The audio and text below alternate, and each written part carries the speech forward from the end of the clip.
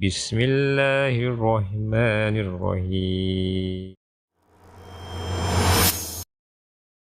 Sekarang kita masuk ke faktor sebab ya yang bisa membuat kita lebih teguh dalam bersabar yang keenam. Ini termasuk penting sekali, yaitu mengingat kematian dan hari kembali ke negeri akhirat. Mengingat kematian. Kalau Bapak Ibu merasa sudah malas sekali ibadah, ya, kendor imannya, maka salah satu solusi terbaik adalah menziarahi kubur. Itu yang paling baik. Coba lewat kuburan 5 menit 10 menit saja, mampir, ucapkan salam, duduk merenung sejenak. Lihat gundukan tanah itu, lihat batu nisan itu. Di bawahnya, bukan cuma kuburan itu, semua kuburan ada di pemakaman itu adalah manusia seperti kita. Mungkin lebih cantik, lebih gagah, lebih pintar, lebih kaya, lebih dan segala macam, lebih tinggi jabatannya, lebih bagus jalur nasabnya. Tapi mereka sudah meninggal dunia. Para nabi-nabi saja meninggal, apalagi kita. Oleh karena itu kita harus menyadarkan diri kita gitu ya. Kalau kita juga akan kembali kepada Allah Subhanahu wa taala. Mengingat kematian ini akan membuat kita lebih hati-hati dalam melangkah di muka bumi ini, sehingga kita tidak mengulangi kesalahan-kesalahan kita atau dosa-dosa kita, dan kita lebih terdorong untuk mengerjakan amal saleh. Satu sisi yang lain kita juga akan lebih bersabar. Kita akan anggap kecil masalah kita.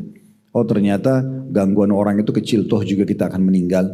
Toh saya juga akan dibangkitkan dengan dia, dan kita akan ambil apapun dari orang yang sedang menzalimi kita. Makanya kata Nabi SAW, kalian tahu siapa orang yang bangkrut? Kata para sahabat, ya Rasulullah, orang yang hilang dan habis dirham dan dinarnya. Gak ada uangnya lagi. Kata Nabi SAW, bukan. Kalau itu kecil itu. Cuma orang hilang uangnya.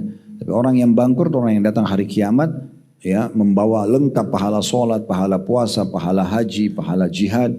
Namun satu sisi pernah menzalimi orang ini, mencaci maki orang yang itu, mengunjing orang yang ini, dan tidak sempat minta maaf. Maka orang-orang yang dizalimi tersebut akan datang hari kiamat dan mengambil pahala-pahalanya, dibarter dengan pahala, sholatnya, puasanya, sedekahnya, dan seterusnya. Kalau habis pahalanya dan masih ada yang nuntut, maka dibebankan pada dia dosa-dosa orang yang menuntutnya. Jadi memang kita dengan mengingat kematian kita jadi sadar, orang ini zalimi saya, dia punya power, saya nggak bisa punya apa-apa. Tapi di hari kiamat saya pasti akan ambil hak saya. Tapi lebih besar balasannya, mungkin dia cuma menggunjing kita atau memfitnah kita atau tidak membayar utang 1 juta, 2 juta, 100 juta. Tapi di hari kiamat kita bisa milih ibadahnya. Saya mau sholatnya ya Allah, saya mau puasanya. Dia yang rugi sebenarnya. Ya, orang-orang ini yang rugi. Nah, mengingat kematian itu akan membantu kita untuk itu. Beriman kepada hari kiamat ini membuat dunia ini jadi kecil. Ya, kita tidak akan menghabiskan waktu untuk berebut dalam urusan dunia, tapi kita lebih berpikir bagaimana menjadikan surga, tempat abadi kenikmatannya, itu sebagai target utama kita. Nah ini yang perlu difahami. Kalau kita sadar kita akan meninggal dunia, kita akan jauh lebih sabar. Disebutkan dalilnya oleh penulis, saya bacakan dulu baru nanti kita akan masuk penjelasan lebih panjang lebar berhubungan dengan masalah kematian ini. Dalil yang paling jelas tentang setiap orang di antara kita pasti meninggal. Bagaimanapun dia menjaga kesehatannya, tiap hari olahraga, makanan dan minuman yang sangat sempurna, mungkin kandungan proteinnya tinggi lah, inilah higienis dan segala macam istilah gitu ya. Mungkin juga dia hidup di lingkungan yang asri, jauh dari kebisingan, jauh dari stres, tapi kalau ajal datang tetap akan meninggal. Dalilnya sangat jelas. Surah Al-Imran ayat 185, kullu nafsin za'iqatul maut. Semua jiwa, semua yang berjawa pasti mati. Kemudian sabda Nabi SAW, akthiru min dzikri hadimil ladzat. Perbanyaklah mengingat pemutus kelezatan-kelezatan dunia, yaitu kematian. Mana diriwayatkan oleh Ibnu Majah, dan ada footnote di situ di bawah tentu menjelaskan tentang periwayatannya. Kata penulis, oleh karena itu, hendaklah seorang muslim memperbanyak mengingat kematian dan menahan diri untuk bersabar dalam mengingatnya atas segala musibah dan ujian yang menimpahnya. Sebagaimana perkataan seorang penyair, al-mautu babun wa kullu nasi dakhiluhu, ya laita sya'ri ba'dal babi maddar. Kematian itu adalah sebuah pintu dan setiap manusia pasti wajib memasukinya. Aduhai, kata penyairnya, setelah pintu itu, negeri apakah gerangan? Maksudnya, kita akan menuju ke akhirat. Ya. Kalau orang baik, amal soleh, dia sabar dengan ujian-ujian di dunia, maka dia akan masuk surga. Tapi kalau dia durhaka, pembangkang, ya maka dia akan masuk ke dalam api neraka. Sekarang satu pertemuan ini kita akan fokus membahas masalah poin ke-6. Ya, dan sudah kami sampaikan di awal kita bedah buku kita ini, kita tidak buru-buru menyelesaikan. Karena kalau buku saku kecil begini mudah sekali menyelesaikan kalau hanya dibaca. Tapi tujuannya adalah bagaimana kita mentransfer dan memberikan ke Bapak Ibu ilmu dan manfaat-manfaat secara ilmiah, secara syar'i tentunya, yang membuat iman kita bertambah. Berbicara masalah kematian Bapak Ibu sekalian, kita mulai dari poin yang tidak kalah penting, yaitu kalau seseorang di antara kita wajib menyadari mati itu akan datang, dan hampir setiap hari kita merasakan kematian, yaitu tidur. Tidur itu mati sebenarnya. Tidur itu adalah mati.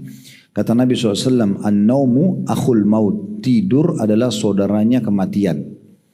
Jadi kalau Bapak Ibu mau tahu nanti bagaimana kita meninggal dunia, ya seperti kita kalau tidur. Anda ngantuk setiap hari kan, malam. Tidak pernah kita tidak tidur. Begitu kita ngantuk, letakin kepala di bantal langsung hilang. Udah seperti itu orang kalau meninggal nanti.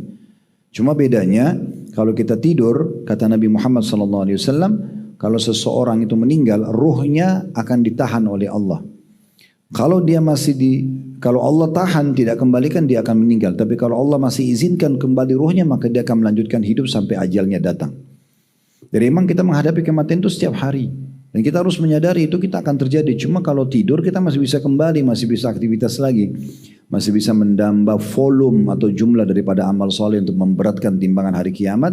Atau masih bisa istighfar dan taubat dari dosa-dosa supaya tidak kena hukumannya. Nah itu ada. Itu yang terjadi gitu ya. Tapi nanti kalau kematian yang sebenarnya datang, kita sudah tidak bisa kembali lagi. Udah gak bisa sama sekali. Ya. Saya berapa kali mengadakan pelatihan di beberapa tempat. Namanya pelatihan kematian menjadi jenazah 5 menit. Saya minta peserta waktu itu, pernah ada tablik akbar di kota Makassar. Kami adakan di masjid besar, banyak sekali orang yang datang. Juga saya berapa kali adakan pelatihan di kampus, di antaranya di kampus UPI di Padang. Setiap mahasiswa baru biasanya kita adakan pelatihan untuk itu. Saya minta disiapin geranda jenazah, kain kafannya, kemudian juga kalau di masjid dulu yang di Makassar Tabligh Akbar itu kita adakan liang lahat di sebelah masjid, gitu ya. Kemudian saya minta setelah jelasin masalah kematian, siapa di antara Bapak Ibu yang mau coba ikut pelatihan 5 menit jadi jenazah. Nah itu waktu itu alhamdulillah ada yang datang ya, ada bapak-bapak ibu-ibu kebetulan ada di lantai 2 masjid waktu itu, mereka ada panitia sendiri. Jadi memang betul-betul dibungkus dengan kain kafan, tapi saya minta nanti kalau yang jadi peserta ini 5 menit ikut pelatihan ini, nanti kalau tidur di atas misalnya digeletakin kain kafannya, kita baringin, tapi ikutin instruksi saya pakai mikrofon dan terdengar.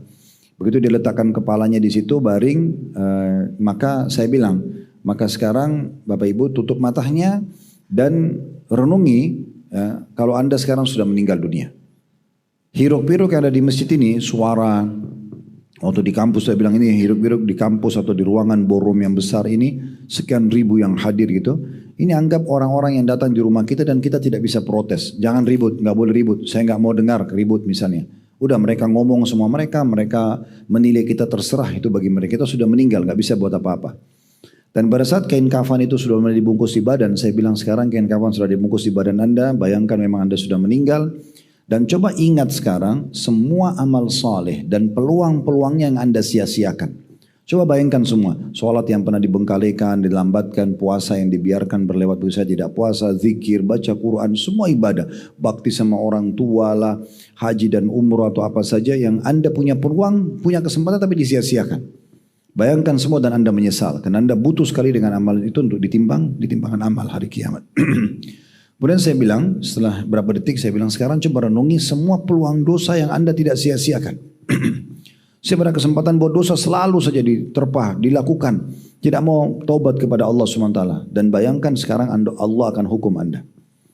Setelah selesai ini mungkin sekitar 1,5 menit sampai 2 menit saja prosesnya. Lalu saya bilang minta panitia memikul orang ini masuk ke dalam geranda.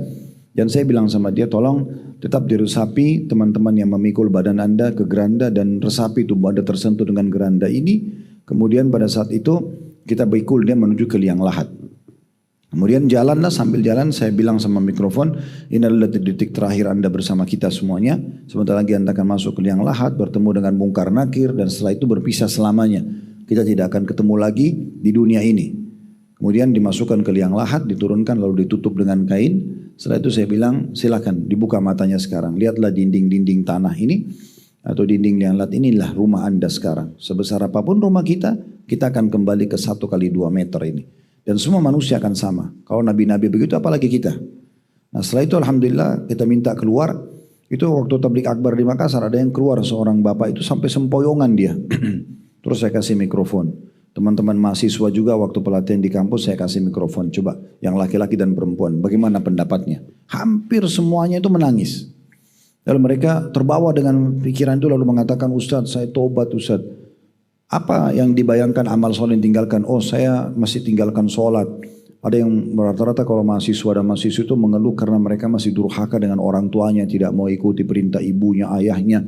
Sambil nangis-nangis walaupun depan orang banyak gitu. Kemudian juga dosa-dosa yang mereka lakukan gitu ya. Ada yang mereka sebutkan. Lalu saya bilang, sekarang coba kasih gambaran kepada semua orang yang hadir. Apa perasaan yang Anda rasakan pada saat sedang tadi prosesi 5 menit itu? Dia bilang, saya betul-betul ketakutan sekali Ustaz. Saya merasa takut, apalagi waktu saya ditaruh ke liang lahat, saya seperti sudah ditinggalkan oleh orang-orang. Sementara malaikat datang. Jadi dia betul-betul terbawa dengan itu.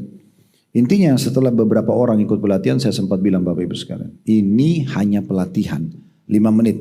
Tapi pastikan demi Allah satu waktu nanti kita akan lalui semuanya dan tidak kembali lagi. Maka harus punya persiapan yang matang berhubungan dengan masalah itu. Makanya ditanyakan kepada Nabi SAW, siapa orang yang paling cerdas? Kata Nabi SAW, orang yang selalu mengingat kematian dan punya persiapan untuk itu. Mereka adalah orang-orang mukmin yang paling cerdas. Jadi memang harus kita pahami, ini bukan menakut-nakuti. Tapi orang kalau jadikan bodyguardnya, pendampingnya adalah kematian, dia tahu dia akan mati, pasti orang itu jadi baik. Kalau misalnya ada orang di antara kita, Bapak Ibu sekalian, divonis oleh dokter, maaf umur Anda tinggal 10 menit lagi. Menurut medis sudah nggak bisa lagi. Sudah tidak bisa dibantu. Kira-kira kalau saat itu ada yang datang mengatakan, tuh tanggamu ceritain kamu loh. Kita masih mau ribut? Kita sudah tidak berpikir. Sekarang yang kita pikir 10 menit lagi saya akan mati. Amal apa ini yang paling baik kita kerjakan? Harusnya kita tidak harus tunggu perkataan dokter seperti ini. Kita harus sudah sadar kalau kita akan meninggal dunia. Nah ini poin yang mungkin harus menjadi sebuah perhatian buat kita semuanya. Ya. Makanya para ulama salaf seperti ada satu tabi'in ya. Beliau itu menggali kuburan yang lahat di belakang rumahnya dan beliau setiap hari masuk ke dalam ya sebelum tidur ya sebelum aktivitas beliau sebelum tidur atau kadang-kadang beliau pada saat mau aktivitas beliau masuk dulu lalu beliau mengatakan ya sadarlah dan beramallah ya sebelum kau menyesal lalu beliau membaca untuk dirinya sendiri firman Allah SWT dalam surah Al-Mu'minun ya yang Allah mengatakan di ayat 99-nya ya Allah kembalikanlah aku ya ke dunia gitu ya. Semoga saja aku bisa beramal soleh. Nah seperti itu kurang lebih gambarannya. Nah kalau kita mau tahu tanda-tanda kematian sudah banyak teman-teman sekalian di diri kita sudah banyak sekali. Ya ada satu firman Allah Subhanahu Wa Taala yang berbunyi waqad ja'akumun nadhir dan telah datang kepada kalian sebuah peringatan.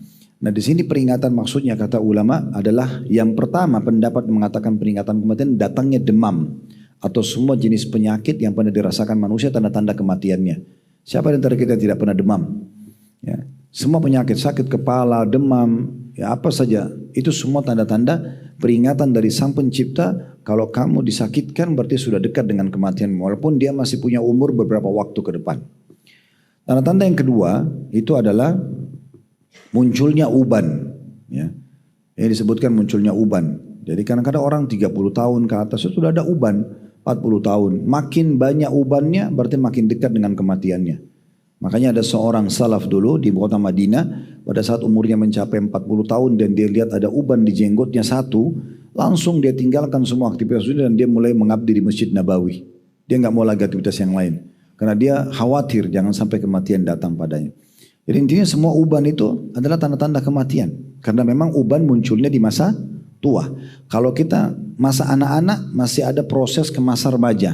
Masa remaja masih ada masa proses ke tua. Tapi kalau orang tua sudah nggak ada lagi kecuali mati. Dan Imam Qurtubi rahimahullah mengatakan orang tua adalah pada saat dia sudah menginjak umur 40 tahun. Itu berarti sudah masuk masa tua. Sebelumnya masih dianggap muda. Tapi orang muda pun bisa meninggal. Berarti 40 tahun ke atas itu sudah peringatan. Ya, sudah peringatan. Nah ini juga termasuk. Masuk dalamnya adalah matinya orang-orang yang pernah kita kenal, tetangga, kerabat, ya. Mungkin Ramadan yang lalu ada bersama kita, sekarang sudah meninggal dunia. Dan orang kalau meninggal itu tidak mengenal, ya sakit. Bisa saja meninggal bukan sakit, bisa saja karena tabrakan, bisa karena gempa bumi. Banyak sekali penyebab-penyebab kematian di sekitar kita ini. Terlalu banyak hal yang bisa mendatangkan kematian seketika. Ada orang keluar rumah, dia tidak tahu apa-apa, dia tidak berpikir kalau akan ditabrak, keluar lalu tabrakan. Ya. Ada kejadian satu di Jakarta sini beberapa tahun yang lalu ceritanya nih, mungkin sekitar 15 tahun yang lalu. Dia keluar dari mall, dia bawa banyak barang belanjaan, kemudian dia masuk parkiran, tukang parkiran pun gembira menyambut karena mobilnya mewah. Kebetulan dia tidak pakai driver orang ini, dia bawa sendiri. Kemudian tukang parkir menyuruh, ayo Pak silakan mundur. Tiba-tiba orang itu starter mobil dan menginjak gas dengan sangat tinggi sampai menabrak mobil di belakang dengan keras, rusak. Dan tukang parkir tadinya santun jadi marah. Kenapa Bapak nggak lihat? Emang nggak direspon. Begitu dibuka pintunya, ada orang itu meninggal. Seketika meninggal di mobilnya. Berapa banyak orang yang mati seketika. Orang tidak sadar ini ya. Padahal sebenarnya ini bisa mati datang kepada dia tiba-tiba gitu ya. Jadi meninggalnya orang di sekitarnya, berita-berita kematian orang, semua itu termasuk informasi yang sampai kepada kita tentang masalah kematian. Namun juga masuk dalamnya juga kalau ada orang yang memang ada faktor yang mendukung masalah itu. Seperti dia melakukan pelanggaran sehingga dia divonis untuk dihukum mati misalnya. Semua itu sesuatu yang sudah pasti. Ya, itu sesuatu yang sudah pasti. Nah jadi kalau yang harus kita pikirkan Bapak Ibu sekalian. Saya coba menukil dari perkataan Syekh Abu Bakar Jazair rahimahullah. Berhubungan dengan masalah kematian. Yang pertama yang harus kita lakukan. Kita bersangka baik kepada Allah subhanahu wa ta'ala. Selama kita hidup ini.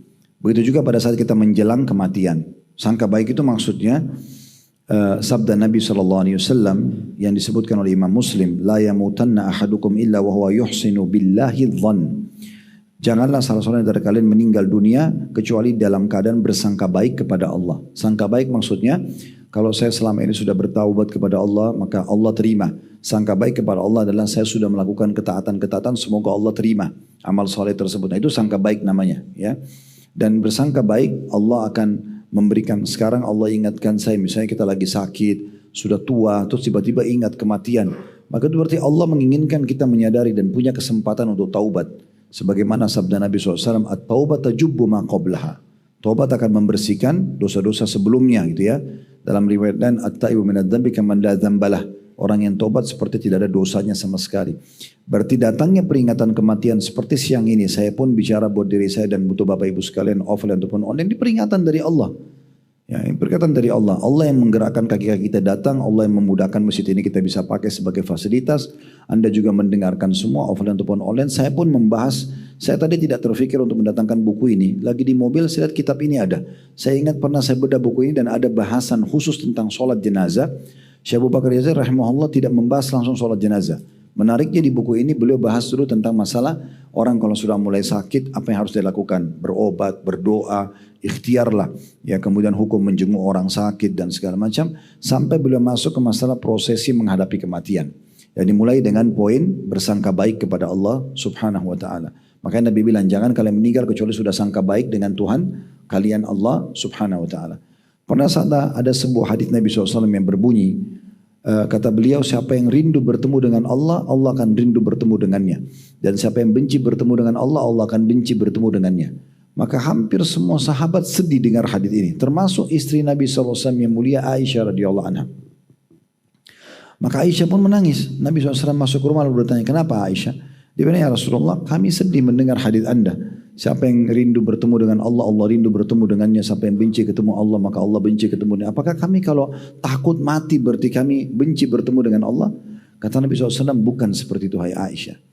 Tetapi orang-orang beriman, kalau mereka sudah menjelang kematiannya, kita semua kalau kita jaga ibu-ibu dan bapak sekalian komitmen dan insya Allah mudah-mudahan kita bisa itu konsisten setiap azan kita sholat, setiap hari kita bersedekah, kita bakti sama orang tua, kita lakukanlah ibadah-ibadah yang diperintahkan. Wajib ataupun sunnah misalnya semampu kita. Maka pada saat kita mau meninggal akan datang beberapa malaikat kata Nabi SAW. Ini sebelum ruh dicabut ya.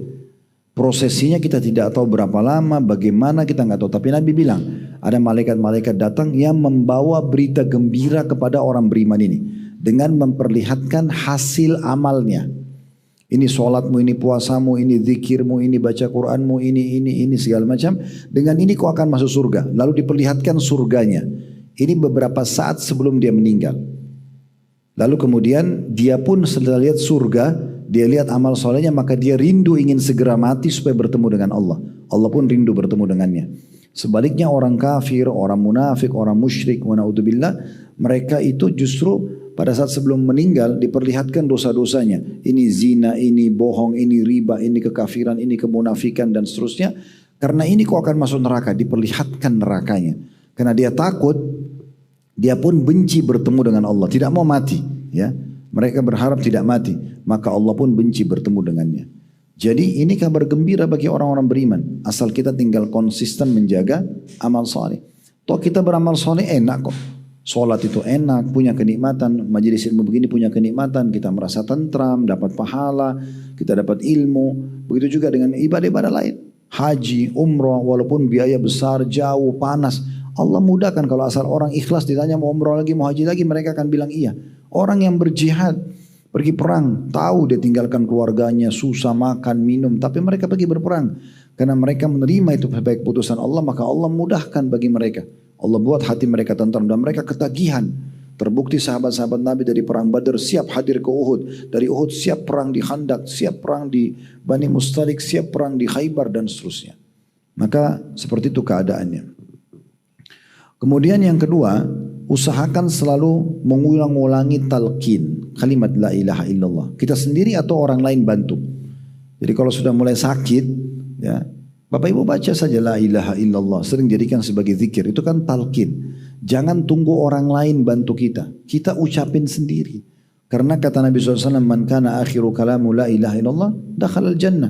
Siapa yang akhir kalimatnya la ilaha illallah masuk surga.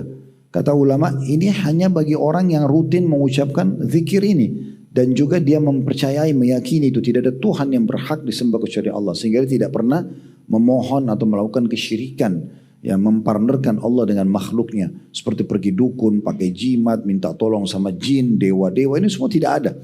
Ya, dia cuma bergantung kepada Allah subhanahu wa ta'ala. Juga tentunya bagi orang yang hadir pada saat orang sedang mau meninggal. Dia membantu talqinkan.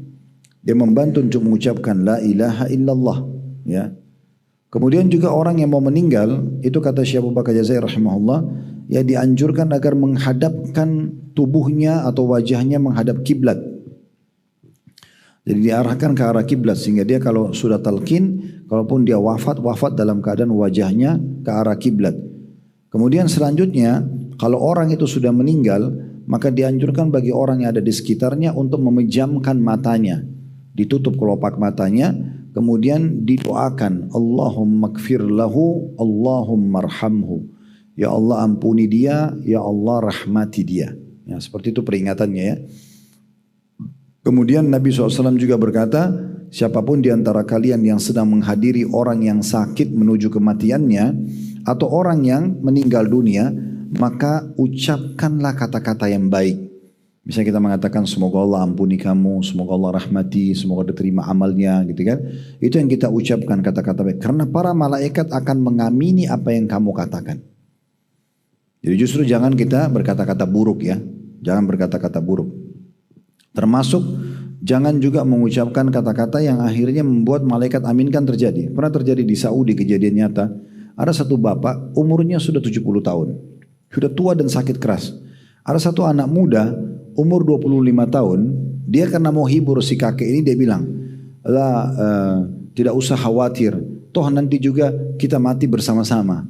Maksudnya dia, umur anda masih panjang kok, saya 25, anda masih bisa umur panjang. Tapi dia bilang kita mati bersama-sama.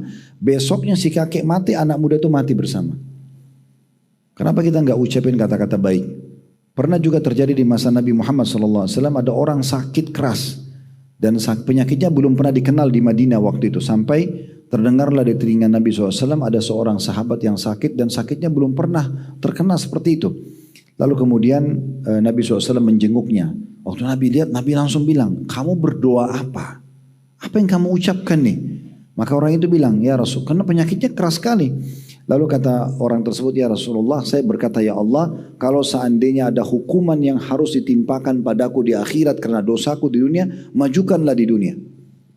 Jadi tidak usah disiksa di akhirat, sekarang saya di dunia. Sebenarnya niatnya baik. Tapi Nabi SAW mengatakan maha suci Allah. Kenapa kau tidak bilang Rabbana atina fid dunya hasanah wa fil akhirati hasanah wa qina adzabannar. Ya Allah berikan kami yang terbaik di dunia, berikan kami yang terbaik di akhirat. Jangan mohon supaya kau dihukum, mohon supaya kau diampuni. Kenapa minta dihukum gitu kan? Minta supaya amal diterima, minta supaya dosa dimaafkan. Nah ini contohnya di antara kata-kata yang baik yang harus dijaga dan kata-kata buruk yang harus dihindari. Nah itu termasuk yang harus dihati-hati ya. Itu dalilnya ada disebutkan oleh riwayat Imam Muslim. Kemudian ada hadis yang lain tentang masalah orang kalau meninggal matanya disuruh tutup kelopak matanya. Itu kata Nabi SAW, Inna ruha idha qubida tabi'ahul basar. Sesungguhnya kalau ruh itu dicabut, maka mata itu mengikuti ruh. Jadi kalau misalnya orang meninggal terus matanya lihat ke kanan atas, seperti ruhnya lagi dicabut ke sana. Begitu kata Nabi SAW. Fadajja nasu min ahlihi faqal la tad'u ala anfusikum illa bi khairin fa innal malaika yu'minuna ala ma taqulun. Waktu ini kebetulan Nabi SAW sedang menghadiri jenazahnya Abu Salamah. Waktu Nabi lihat matanya belalak melihat ke arah atas, Nabi bilang, ini matanya sedang mengikuti ruhnya, berarti sudah meninggal. Maka sebagian keluarganya menangis pada saat itu. Maka Nabi SAW mengatakan, jangan doakan untuk diri kalian dan mayit kecuali kebaikan. Karena malaikat mengaminkannya. Ya, ucapkan, jangan bilang oh dia mati saya juga mau ikut mati aja. Nah itu jangan. Ya, bilang ya Allah panjangkan umurku ya Allah supaya aku bisa memperbanyak amal soleh. Kalau kita lihat orang meninggal gitu ya, bukan berarti kita tolak kematian. Gitu. Ini penting. Kemudian poin selanjutnya yang perlu difahami juga adalah masalah mengumumkan kematian juga penting. Disampaikan tentang kematian seseorang supaya orang tahu dia meninggal, gitu ya. Minimal dengan orang-orang terdekatnya kata beliau. Dan diiklankan juga bukan berarti seperti orang yang iklan sebuah promosi bisnis misalnya. Memang masalah kematian, ya. Itu wajar disampaikan tentang kematiannya. Sebagaimana Nabi SAW menyampaikan tentang kematian 3 orang sahabat yang mati di perang Mu'tah. Zaid bin Harithah, Ja'far bin Abi Thalib dan juga Abdullah bin Rawaha radhiyallahu anhu. Nabi SAW sampaikan tentang kematian mereka. Nah di saat itu, kalaupun sudah diumumkan kematian, khusus untuk kerabatnya tidak boleh meratapi mayit. Ratap itu pukul-pukul badan, robek baju, teriak-teriak, histeri itu nggak boleh. Tapi apakah boleh orang sedih netes air mata? Boleh. Makanya Nabi SAW pada saat meninggal, anaknya bernama Ibrahim, itu masih kecil. Nabi SAW netes air mata. Tapi Nabi nggak ada suaranya. Lalu Nabi mengatakan, wahai Ibrahim, kami sedih berpisah denganmu. Tapi lisan kami tidak mengucapkan kecuali yang Tuhan kami ridhoi. Manusiawi kita sedih, tapi tidak usah berlarut-larut. Karena mati bagi orang beriman adalah awal segalanya. Kalau bagi orang kafir, akhir segalanya. Kok bisa Ustaz bilang begitu? Iya, karena kalau kita meninggal, kita akan menuju kepada kehidupan abadi. Mati itu cuma 1 kali Bapak Ibu sekalian. Sekali dalam hidup kita. Allah berfirman dalam Al-Quran, La yadzuqunal mauta illa mautatal ula. Mereka tidak rasakan kematian kecuali mati yang satu saja. Sekali mati. Setelah kita itu dihidup di alam barzah sampai ke surga bagi orang beriman. Dan semoga kita termasuk ini insyaAllah. Dan ke neraka bagi orang-orang kafir itu abadi sudah. Makanya ayat-ayat tentang surga dan neraka Allah ikuti dengan kata-kata khalidina fiha. Kekal selama di dalamnya. Maka kita sekali meninggal dan akan menuju kepada balasan amal kita. Jadi sebenarnya kematian itu awal kebaikan bagi orang-orang beriman. Karena dia terputus dari dunia. Dan rutinitas dunia begini. Makan, minum, tidur, aktivitas. Habis itu sudah selesai. Tidak ada kehidupan, tidak ada yang abadi. Apa yang kita miliki abadi di sini? Bapak Ibu punya barang apa miliknya yang bisa abadi? Oh saya kan punya sertifikat rumah Ustaz. Saya punya BPKB, kepemilikan kendaraan beroda 4 atau 2 misalnya. Oh saya kan punya handphone, saya punya baju. Sementara. Kita kalau meninggal masih punya kita? Sudah enggak. Dibagi. Tapi meninggal itu nanti menuju ke akhirat, surga itu 1 kali Bapak Ibu punya istana itu, baju itu, pelayan itu, semuanya abadi. Selamanya. Kata Nabi SAW, orang masuk surga tidak akan habis masa mudanya. Karena semua ahli surga umurnya cuma 33 tahun, tidak lebih sehari, tidak kurang sehari. Kemudian juga tidak akan rusak bajunya, tidak akan kena penyakit apapun. Tidak ada lagi penyakit di surga, tidak ada beringus, tidak ada meludah, kata Nabi SAW. Dan tidak ada lagi buang air besar dan buang air kecil. Makanan dan minuman yang mereka konsumsi tidak dibutuhkan oleh tubuhnya, keluar dalam bentuk keringat yang lebih wangi dari kasturi. Jadi tidak lagi toilet di surga. Kehidupan yang abadi luar biasa gitu. Dan sering-seringlah kami sarankan Bapak Ibu sekalian untuk mendengarkan dalil-dalil tentang apa yang kita dapatkan di surga. Sudah pernah kami sampaikan di sini, kalau Bapak Ibu sudah ikutin YouTube kami, kalau belum silakan ikut di subscribe ya. YouTube Khalid Basalamah Official, diklik subscribe-nya, lalu kemudian masuk ke playlist, di bawah ada playlist, itu cari bedah buku Rasulullah SAW cerita surga dan neraka. Saya sudah membahas 30 bab tentang surga dan 33 bab tentang neraka. Coba dengar di situ, dari pintu gerbang, tanah-tanahnya, sungainya, minuman, makanan, pakaian, pelayan, macam-macam deh, ya. Permadaninya, bantal-bantal dan dipannya, semua rinci seperti kita lihat surga itu. Sebagaimana neraka juga sudah kita jelaskan dari siksa yang paling rendah sampai siksa yang berat. Jadi supaya kita tahu, oh ini balasan saya. Siapa yang menjadikan surga target utamanya, hidupnya pasti baik. Karena ahli surga semua baik. Ahli surga itu orang jujur, orang amanah, orang tanggung jawab, orang yang baik lah. Akhlaknya baik, ibadahnya baik, hubungan sama Allah baik, sama makhluk baik. Ahli neraka itu semuanya buruk. Yang pendusta, ya korupsi, ya apalah, ya pembunuh, pezina dan segala macam. Itu tempat mereka. Maka kita dengan membaca ini kita jadi tahu gitu ya.